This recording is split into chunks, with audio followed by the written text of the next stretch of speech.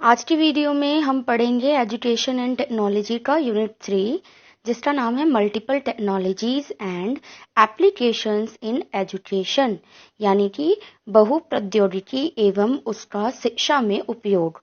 That's mean कि ये जो हमारा सब्जेक्ट है एजुकेशनल टेक्नोलॉजी शैक्षिक तकनीकी, इसका हम शिक्षा में किस तरह से उपयोग करते हैं और ये किस तरीके से मल्टीपल टेक्नोलॉजी है। मल्टीपल कैसे है ये, मतलब कोई एक टेक्नोलॉजी ना होकर ये बहुत सारी हैं, बहु प्रौद्योगिकी है। तो इसके बारे में हम इस यूनिट में पढ़ेंगे। तो चलिए शुरू करते हैं। सबसे पहले हम यही देखेंगे कि बहु प्रौद्योगिकी जो है उसकी परिभाषा क्या है या फिर कॉन्सेप्ट क्या है ना। तो शिक्षा को सामान्य रूप से कक्षा कक्ष में प्रसारित करने में तकनीकी उपकरणों में विद्युत उपकरणों का उपयोग विशेष रूप से उन्नति करता है कि जो नॉर्मल हमारे क्लासरूम्स होते हैं उसमें जो हम पढ़ाते टाइम अगर हम विद्युत उपकरणों का इस्तेमाल करके विशेष उन्नति हासिल कर लें, मतलब अच्छा कर दें, उस क्लासरूम को ज़्यादा अट्रैक्टिव कर दें, बच्चे ज़्यादा समझने लगे, तो इन्हें ही हम क्या कह देते हैं, यहाँ पे बहु प्रौद्योगिकी कह देते हैं कि ये बहु प्रौद्योगिकीज हैं जो भी हमने यहाँ पे इस्तेमाल कर लिया।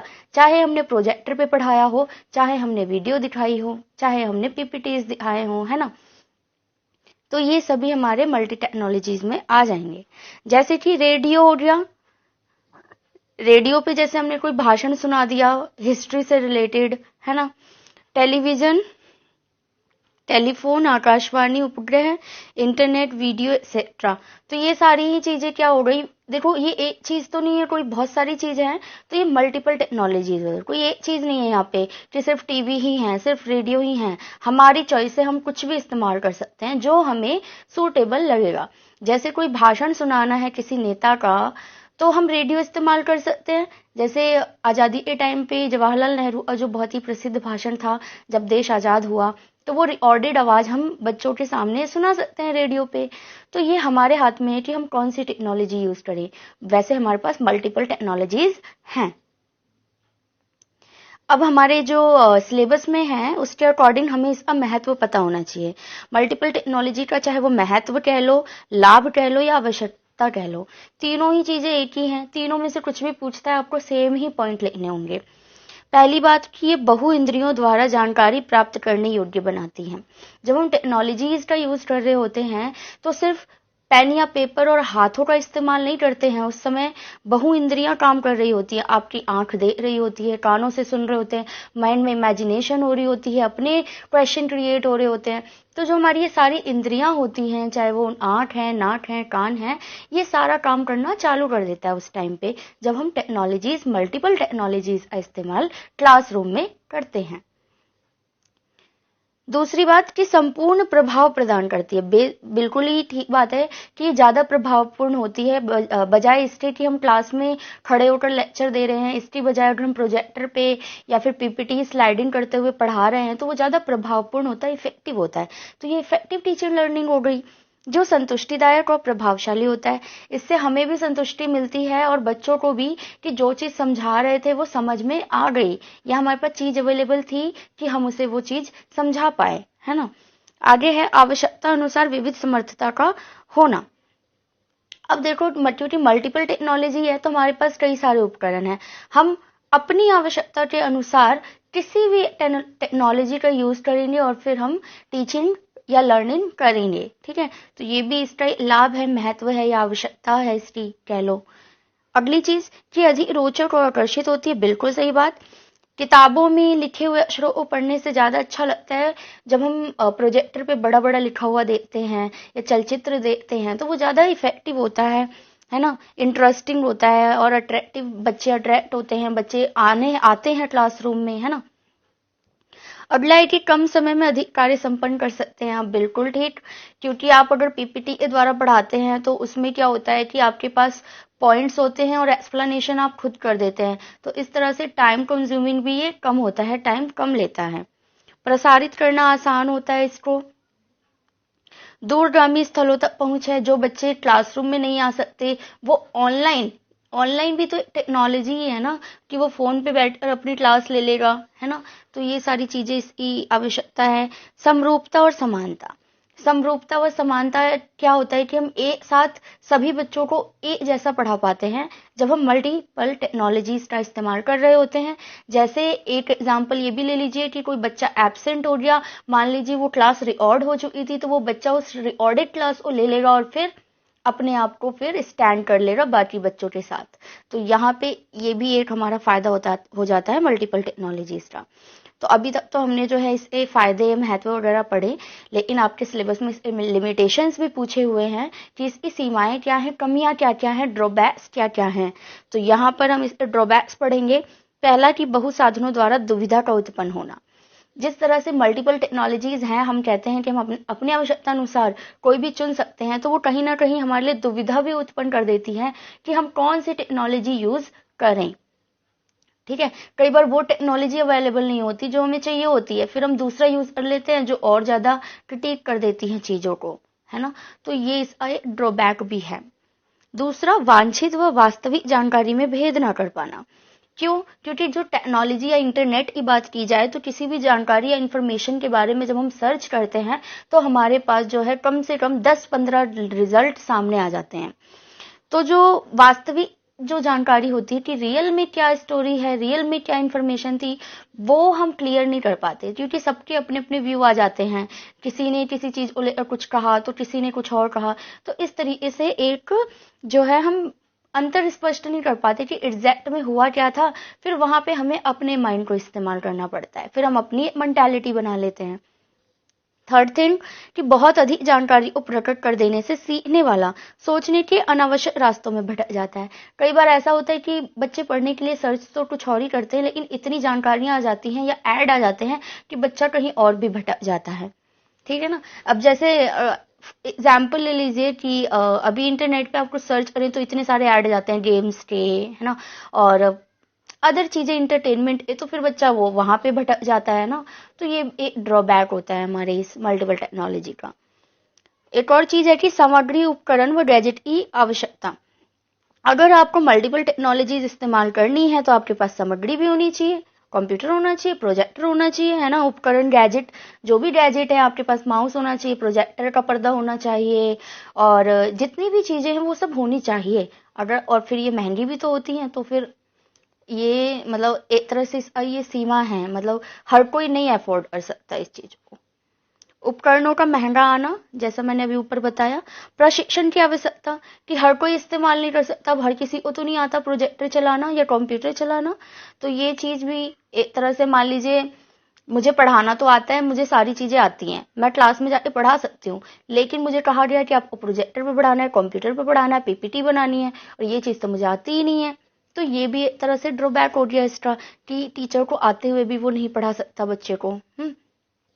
इस्तेमाल करने की जानकारी की कमी, वही ऊपर वाली ही चीज है ये कि कैसे इस्तेमाल किए जाए इन उपकरणों को, इसकी जानकारी थोड़ी कम हो जाती है और फिर इस तरीके से टाइम कंज्यूम हो जाएगा। धोखाधड़ी का खतरा होता है, बिल्कुल। जब हम मल्टीपल टेक्नोलॉजीज का इस्तेमाल कर रहे हैं तो धोखाधड़ी का खतरा भी हो जाता है। प्राइवेसी को लेकर गोपनीयता की आशंका होती है। आपको पता ही साइबर क्राइम कितने बढ़ रहे हैं, तो गोपनीयता की भी आशंका यहाँ पे रहती है। तो ये कुछ लिमिटेशंस थे। आगे चलते हैं। आगे है प्रौद्योगिकी के प्रकार, टाइप्स ऑफ टेक्नोलॉजी। कितने टाइप के जो टेक्नोलॉजीज होते हैं, इनमें से कुछ हम पिछले वाले यूनिट में भी पढ़ चुके हैं, तो मैं उन्हें मतलब नहीं करूंगी मैं ज्यादा एक्सप्लेन, वो आप वहीं से ले लेंगे। जैसे कि पहला है ऑडियो यानी श्रव्य साधन। तो ये पिछले यूनिट में भी बताया था मैंने, श्रव्य साधन क्या होते हैं, जो हम सिर्फ सुनकर शिक्षा को ग्रहण करते हैं या सीखते हैं, टीचिंग लर्निंग करते हैं। इसके एग्जाम्पल में रेडियो, टेप रिकॉर्डर वगैरह आएंगे, पिछले मैं यूनिट में बता चुकी हूँ। दूसरा है ऑडियो विजुअल यानी श्रव्य और दृश्य दोनों होते हैं, जैसे टीवी हो गया, कंप्यूटर हो गया। तीसरी चीज है मल्टीमीडिया सिस्टम यानी वह बहुविकल्पी साधन। इसमें क्या होता है, दो या दो से अधिक साधनों की संयुक्त रूप से कार्य करना। जैसे कंप्यूटर में दो से बहुत सारे काम हो जाते हैं कंप्यूटर में, चाहे आप टेलीविजन की तरह इस्तेमाल कर लो, फिल्म देख लो, म्यूजिक के लिए भी, गेम के लिए भी, प्रिंट इत्यादि के लिए भी। तो एक कंप्यूटर ने इतना सारा काम कर दिया, तो ये एक तरह से मल्टीमीडिया सिस्टम हुआ। आगे चलते हैं। फोर्थ है मास मीडिया। अब मास मीडिया क्या होता है, समूह साधन जिसे कहते हैं। समूह साधन का मतलब ऐसे साधन जो ज्यादा से ज्यादा लोगों तक संदेश प्रसारित करने की क्षमता रखता हो। मान लो कोई एक चीज हो जो देश के कोने कोने तक चला जाए, इंफॉर्मेशन पहुंचा दे। जैसे टेलीविजन, मान लीजिए मुझे कोई बात बतानी है, जैसे मोदी जी मन की बात करते हैं ना टीवी पे, और देश के कोने कोने तक पहुंच जाती है, तो बस वही एग्जाम्पल आपको डाल देना है। टेलीविजन पे आते हैं, वो मन की बात करते हैं और सभी जान जाते हैं। फिल्म दिखा दी, छपी हुई सामग्री और कंप्यूटर भी आएगा इसके अंदर, ठीक है। तो ये मास मीडिया होता है जो ज्यादा लोगों तक अपनी इंफॉर्मेशन को पहुंचाता है, मास मीडिया, ठीक है ना। अगला है इंटरैक्टिव वीडियो। तो इंटरैक्टिव वीडियो क्या होता है? बहुवैकल्पिक साधनों द्वारा पढ़ाई का वातावरण बनाना, जैसे हमारे वर्चुअल क्लासेस हो गए, है ना। इंटरैक्टिव वीडियो का मतलब हो गया कि जो हम हमारे ये जो मल्टी टेक्नोलॉजी है इसका इस्तेमाल करके हम एक अलग क्लासरूम बना दें। हमें जो है एक प्लेटफॉर्म नहीं चाहिए, हमें कोई जगह नहीं चाहिए, वहां जाना नहीं है, हमें वहां जाके बोर्ड पे पढ़ाना नहीं है, टेबल पे बच्चों को बिठाना नहीं है, ठीक है। तो टेलीविजन या फिर कंप्यूटर द्वारा सीखने सिखाने की प्रक्रिया इसमें शामिल होती है कि टीवी पे जो हम लेक्चर्स दे दें, आते हैं अभी भी कुछ ना कुछ लेक्चर्स वगैरह टीवी पे भी देते हैं हमारे प्रोफेसर वगैरह लोग। वीडियो द्वारा पाठ्य वस्तु को प्रस्तुत करना, या तो टीचर क्या करेगा, एक कोई चैप्टर है या टॉपिक है उस पर वीडियो बनाकर बच्चों को सेंड कर देगा, तो ये भी एक तरह से हमारा जो इंटरैक्टिव वीडियो हो गया। देखना, सुनना और भाग लेना, ये तीनों चीजें इसमें शामिल होती है। जैसे आप गूगल मीट वगैरह पे क्लासेस लेंगे, आप वहां देखते भी हैं, सुनते भी हैं और फिर भाग भी लेते हैं, यानी फीडबैक भी करते हैं। वहां पे पूरा कम्युनिकेशन हो रहा होता है, जो हमने कम्युनिकेशन वाले यूनिट में पढ़ा था, है ना। तो ये सारी चीजें हैं। अगला है हमारा इंटरनेट। अरे इंटरनेट से कौन नहीं संबंधित है, हम सभी इंटरनेट पे हैं आज, तो मतलब इनको इतना डिफाइन करने की क्या जरूरत है, आप खुद इतनी चीजें लिख पाएंगे। लेकिन फिर भी जो चीजें मस्ट है लिखनी, वो मैं जरूर आपको बता दूं कि ये विश्वव्यापी नेटवर्क है, इसने पूरे विश्व को एक साथ जोड़ दिया। कंप्यूटरों के लिए आदान प्रदान का साधन है ये। और क्योंकि देखो, अगर कंप्यूटर है उसमें वाईफाई या इंटरनेट नहीं है तो वो खाली डिब्बा है ना। तो ये कंप्यूटर के आदान प्रदान का साधन है। संचार और नेटवर्क है, संचार वही अपनी बात एक जगह से दूसरी जगह पहुंचाएंगे, कम्युनिकेशन के लिए ये जरूरी है। यहाँ पे तीन चीजें इंपॉर्टेंट होती है जब हम इंटरनेट की बात करते हैं। एक होता है जानकारी प्राप्त करना, हम वहां से इंफॉर्मेशन लेते हैं। जानकारी प्रदान करना, अगर आपके पास कोई इंफॉर्मेशन है तो आप दे भी सकते हैं। और जानकारी को संकलित करना, स्टोर करके रखना, ताकि आपको इन फ्यूचर जरूरत पड़े तो आप दोबारा उसे यूज कर सके, ठीक है। अगला है वेबकास्ट। ये सब आपके सिलेबस में है, ये जो एक शब्द आ रहे हैं ना, वेबकास्ट, इंटरनेट, इंटरैक्टिव वीडियोस, तो ये सब आपके सिलेबस के अकॉर्डिंग ही हैं। और मैं बता दूं कि ये यूनिट जो है वो थोड़ा प्रैक्टिकल है, तो आपको पता है कि ईटी में जो है हमारा प्रैक्टिकल के मार्क्स आपके ज्यादा लगते हैं, मतलब और सब्जेक्ट के हिसाब से, तो इसलिए ये वाला यूनिट ना थोड़ा प्रैक्टिकल ज्यादा है। तो थ्योरी में इसके बहुत ज्यादा क्वेश्चन नहीं आएंगे, बट जो भी आएंगे इसी से रिलेटेड आएंगे, जो मैं अभी नोट्स आपको प्रोवाइड कर रही हूँ। तो वेबकास्ट क्या होता है? किसी भी कार्यक्रम का सीधा प्रसारण, विश्व स्तरीय हो सकता है, ये लाइव टेलीकास्ट होता है ना, जैसे मैच चल रहा होता है दो देशों के बीच का, तो पूरी दुनिया देख रही होती है घर में बैठ के, तो एक तरह से वेबकास्ट हो रहा होता है उसका। ये खेल अथवा मैच, म्यूजिक कॉन्सर्ट हो सकता है, किसी का म्यूजिक कॉन्सर्ट हो रहा है और फिर वो लाइव आपको घर पे दिखाई दे रहा है, तो ये सारे आपके इसमें आ जाएंगे। आप अदर एग्जाम्पल्स भी इसमें डाल सकते हैं। ये बहुत ही प्रभावपूर्ण होता है, इससे लोग सीधा देख सकते हैं, ये बहुत सारी इसकी आप क्वालिटीज भी डाल सकते हैं अगर ये अकेला उठ के आता है क्वेश्चन में। तो नेक्स्ट है विभिन्न साधनों का तुलनात्मक अंतर, यानी कि जो विभिन्न साधन है हमारे, ऑडियो हैं, ऑडियो विजुअल है, कंप्यूटर है, इंटरनेट है, इंटरैक्टिव वीडियो है, प्रोजेक्टर है, रेडियो है, टेलीफोन है, इन सब का अगर हम तुलना करें आपस में तो फिर हमें क्या अंतर या फिर चीजें दिखाई देंगी। तो बेसिकली आपको यहाँ पे टोटल कुल मिलाकर सबको एनालाइज करना है, ठीक है। तो क्या होता है कि बहुसाधन उपकरणों के लाभ और सीमाएं दोनों हैं। जब हम दोनों को कंपेयर करते हैं उसके बाद हम कंक्लूजन निकालते हैं कि दोनों बहुसाधनों के जितने भी उपकरण हैं उनकी लाभ और हानि दोनों चीजें हैं, जैसा कि मैंने लिमिटेशंस में बताया था। प्रयोग करते समय वैकल्पिक चयन है हमारे पास, कि अगर हमें उपयोग करना है तो हमारे पास बहुत सारे ऑप्शन होते हैं, तो हमें किसी एक को चुनना होता है। अध्यापक द्वारा बेस्ट विधि का चयन करना चाहिए, कि अगर आप एज अ टीचर अगर आप दे रहे हैं तो आपको पता होना चाहिए कि कौन से चैप्टर को पढ़ाने के लिए कौन सी विधि ज्यादा इफेक्टिव होगी। दृश्य प्लस श्रव्य सबसे बेहतर होता है, जो बेस्ट बताया जाता है वो होता है दृश्य प्लस श्रव्य, यानी आपको दिखाई भी दे और सुनाई भी दे। जैसे कि फिल्म हो गई, फिल्म के द्वारा कोई हमने शिक्षा दे दी बच्चों को, तो ऐसा ये ज़्यादा इफेक्टिव होता है, सुनना भी और देखना भी, वो बच्चों को ज़्यादा याद रहता है। किसी एक उपकरण से बेहतर है विभिन्न उपकरणों का प्रयोग। और ये कहा जाता है अंत में जब हम इसका कंक्लूजन निकालते हैं कि किसी एक उपकरण को इस्तेमाल करने की बजाय हमें बहुत सारे उपकरणों का इस्तेमाल करना चाहिए। जैसे अगर कोई स्टोरी सिर्फ सुनाने लायक है, कोई लाइन तो हमने मुंह से ही कह दिया या रेडियो से हमने भाषण सुना दिया, उसके बाद अगर स्टोरी को चलते हुए दिखाना था तो फिर हमने प्रोजेक्टर का इस्तेमाल कर लिया, मूवी का कोई सीन यूज कर लिया, ठीक है। तो हम जो है मल्टीपल टेक्नोलॉजी को मल्टीपल तरीकों से इस्तेमाल करें, ये ज्यादा बेस्ट होगा। ऑडियो वीडियो आलेख लेखन, ये हमारा अगला टॉपिक है इस यूनिट का, ऑडियो वीडियो आलेख लेखन। देखिए ये पूरा का पूरा हमारा जो है प्रैक्टिकल वर्क है।